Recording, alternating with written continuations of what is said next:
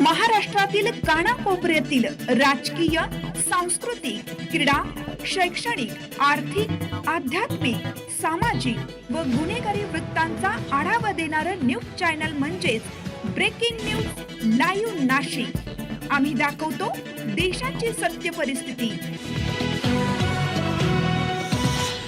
आम्ही दिशाताईंनाच निवडून देणार, प्रभाग 11 मधील नागरिकांचा यलकार। नाशिक महानगरपालिका प्रभाग क्रमांक 11च्या निवडणुकीचा प्रचार शुभारंभ सातपूर कॉलनी येथील साईबाबा मंदिर येथे Republican party of India Athawale गटाचे अधिकृत उमेदवार दीक्षा दीपक लोंढे, नंदिनी जाधव, प्रकाश लोंढे यांच्या प्रभागातील नागरिकांच्या साक्षीने नारळ फोडत शुभारंभ करण्यात आला। सर्वप्रथम साईबाबा मंदिर येथे आरती करत आशीर्वाद घेतले।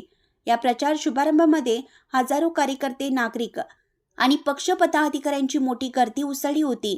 यावेळी प्रभाग क्रमांक 11 मधील नागरिकांच्या हितासाठी लोंढे परिवार कायमस्वरूपी कटिबद्ध राहत असतात आणि त्याच जोरावर प्रभाग क्रमांक 11 मधील नागरिकांकडे मत मागत असल्याचे प्रभाग क्रमांक 11च्या उमेदवार दीक्षा दीपक लोंढे यांनी सांगितलं। लोंढे परिवाराच्या उमेदवारीमुळे कार्यकर्त्यांमध्ये नवचैतन्य निर्माण झालं असून प्रभाग क्रमांक 11 मधील प्रचाराचा पुढील टप्पा अधिक गतिमान होण्याची शक्यता राजकीय विश्लेषकांनी व्यक्त केली आहे। या ठिकाणी उपस्थित जनसमुदायाला मार्गदर्शन करताना दीक्षा दीपक लोंढे यांनी महानगरपालिकेतील विकास नीती, शहर विकासाचा अजेंडा आणि भ्रष्टाचार विरोध या मुद्द्यावर जोरदार भाष्य केले। त्या म्हणाल्या, गेल्या 25,000 पासून लोंढे परिवाराला नागरिकांचे भरभरून आशीर्वाद मिळत असल्यामुळे प्रभागात चांगली कामे करू शकलो। नागरिकांच्या सुखदुःखात गोरगरिबांच्या मदतीला धावून जाण्यासाठी लोंढे परिवार कायमस्वरूपी कटिबद्ध राहत असते। महानगरपालिकेच्या निवडणुकीत लोंढे परिवार नागरिकांच्या हितासाठी चांगले निर्णय घेण्यासाठी कटिबद्ध असून येणाऱ्या काळात सातपूर प्रभाग क्रमांक 11 मध्ये मोठ्या प्रमाणावर विकास निधी आणला आणि मूलभूत सुविधांच्या बळकटीसाठी काम केलं। आता येणाऱ्या निवडणुकीत बहुमताने निवडून देण्याचं आवाहन यावेळी त्यांनी केलं। सातपूर प्रभाग क्रमांक 11 मधील विकासाच्या अजेंड्याला साथ द्या आणि प्रगतीला मत द्या असं आवाहन त्यांनी केलं। यावेळी सीए ओझर शेख, अर्जुन वेळीस, शरद निकम, रमेश जाधव, झांबरे नाना, खुशाल पाटील, साई मंदिराचे पुजारी आप्पासाहेब, दीपक उबाळे, मलिक काळे, कमलेश पगारे, शरद काळे, सचिन देवरे, नितीन भापकर, कुलदीप सिंग, संदीप तायडे, संजय जगताप, विनायक साताळे, मनीषा गायकवाड, रोहिणी शिराळ, इंदुबाई पवन क्षीरसागर, रमेश साळुंखे, विजय तुपलोंडे, शंकर देवधरे, अनिल साबळे, किरण साळवे, विकास नेटावटे, अशोक नेटावटे, पंकज वाघ, बजरंग मस्के, रोहिणी जगताप यांच्यासह परिसरातील नागरिक उपस्थित होते।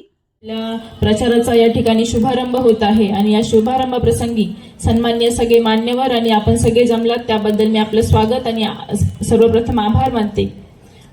खरं तर कॉलनी परिसरामध्ये आपण जे काम उभारलं आहे, ज्यामध्ये सर्वात महत्त्वाचं म्हणजे हे जे मंदिर आहे साईबाबा मंदिर किंवा अनेक जी मंदिरं आहेत ती अतिक्रमणमध्ये काढण्यात येण्याचा निर्णय हा घेण्यात आलेला होता। तेव्हा आदरणीय लोंढे साहेब असेल किंवा लोंढे परिवार हा त्यावेळेस धावून आल्यानंतर हे अतिक्रमण त्या ठिकाणी थांबवण्यात आलेलं आहे। दुसरं म्हणजे रस्ते असेल, ड्रेनेज लाईन असेल, पाण्याची सुविधा असेल किंवा नवीन पथदीप असेल, अशा वेगवेगळ्या महानगरपालिकेच्या सुविधा आपल्या सातपूर कॉलनी परिसरामध्ये राबवण्यात आलेल्या आहे।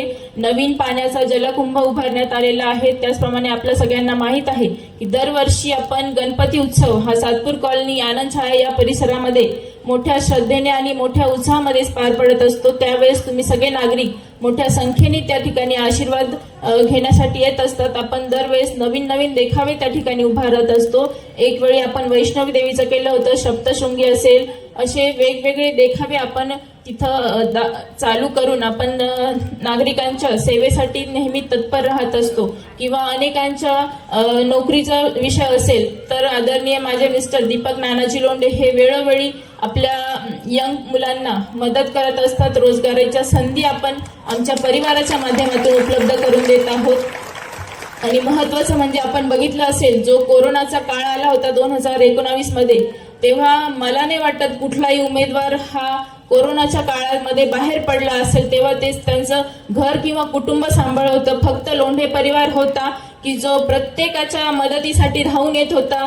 तेव्हा अन्नधान्यांचं किट असेल, ज्यामध्ये गहू असेल, तांदूळ असेल, पीठ असेल, मीठ, मिरची, तेल या सगळ्या गोष्टींपासून भाजीपाला असेल किंवा पार्लेजीचे बिस्किट मोठ्या प्रमाणामध्ये वाटप असेल किंवा पाण्याच्या बॉटल असेल किंवा महत्वाचं म्हणजे आर्थिक मदत सुद्धा नागरिकांपर्यंत पोहोचवण्याचं काम केलं गेलं.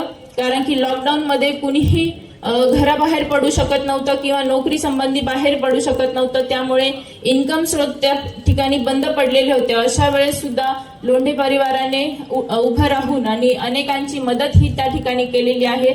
आपण बघितलं असेल की गेल्या 2-3 वर्षापूर्वी जी पुराची परिस्थिती निर्माण झाली होती, नंदिनी नदीला पूर आला होता, त्यावेळेस अनेक लोकांचे घरं त्या ठिकाणी वाहून गेले. काही भिंती पडल्या होत्या, घरांचं नुकसान झालं होतं, अनेक घरं उघड्यावर आले होते, अनेक परिवार उघड्यावर आले होते. त्यावेळेस फक्त लोंढे परिवाराने या गोष्टीचा पाठपुरावा करून आणि सरकारकडून त्या ठिकाणी आर्थिक मदत ही परिवाराला मिळवून दिलेली होती. चेक वाटप आपल्या परिसरामध्ये झालेलं होतं. अशा प्रकारचे बरेच कामे ही आपल्या पॅनलच्या मार्फत येत्या पुढच्या काळात सुद्धा होणार आहे. तरी आपण सगळ्यांनी नारळ निशाणीला मतदान करून आपण या पॅनलला विजयी कराल अशी अपेक्षा करते आणि थांबते. धन्यवाद.